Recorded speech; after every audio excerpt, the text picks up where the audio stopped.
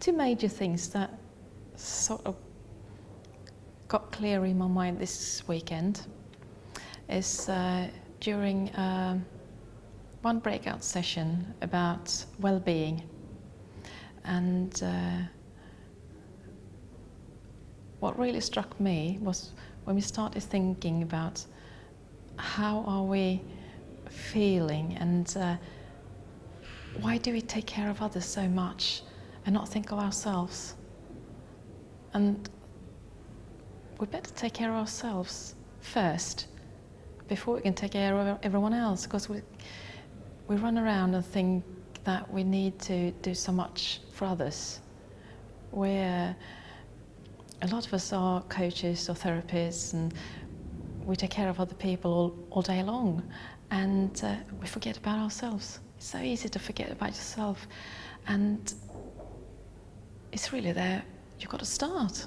You've got to start taking care of yourself and love yourself before going out and trying to save the world. You've got to save yourself. And it's so obvious when you think about it, but it's so hard to do. It's so easy to give your best friend advice, and you've got to start thinking of yourself as just your own best friend and say the same things to yourself. Take care of yourself and rest when you need to rest, and and love yourself. It's so difficult to do. It's easy to say, but sometimes it's so hard to do that. So that's something that I really saw clearer this time. And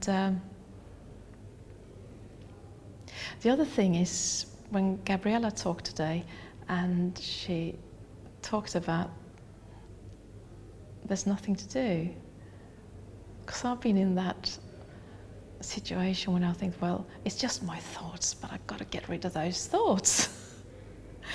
And I know about the principles. I should know this. It's just thoughts. Get rid of the thoughts. But that's a doing.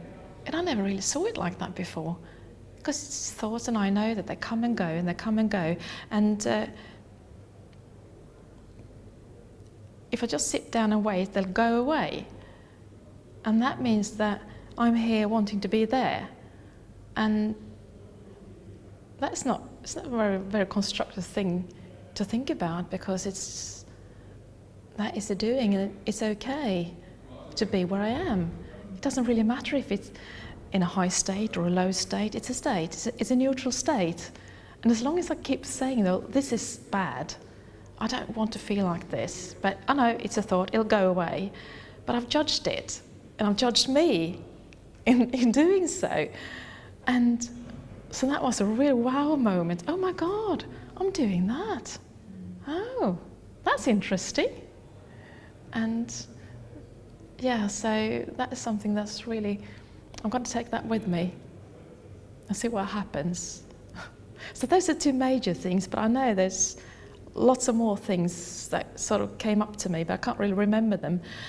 At the moment, it feels like, lots of shooting stars that sort of sparkle around you, and you don't really know what it is, but that'll sort itself out, it'll reveal itself. I don't really know what it is, and I don't have to know it, but it's nice. It's a nice feeling. So, yeah, those are the major things from this weekend. And would you recommend people come next year, and why?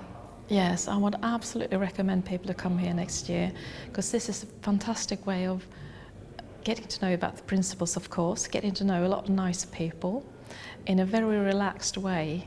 I like the setup with a group, with all these group discussions, breakout sessions in smaller groups, so everyone's got a chance to talk. And it's easier to talk for most people in a smaller group than in a large group of 60, 70, 80 persons. So that's really, really nice. So it's a nice, safe environment to get to know yourself, get to know a bit about well-being, having a lovely time with nice people.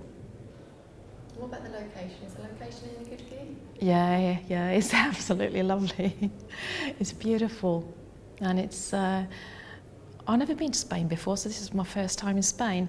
And in November, when We're back home in Sweden. It's cold, it's rainy, and come to this sunny, lovely place. It's perfect temperature for me, as I'm not really keen on really hot weather, but this is absolutely nice. Really lovely and sunny and beautiful. Such a calm location. You could think that it's close to Benidorm and all that party stuff, but it's really, really nice. Soft and calm. Thank you.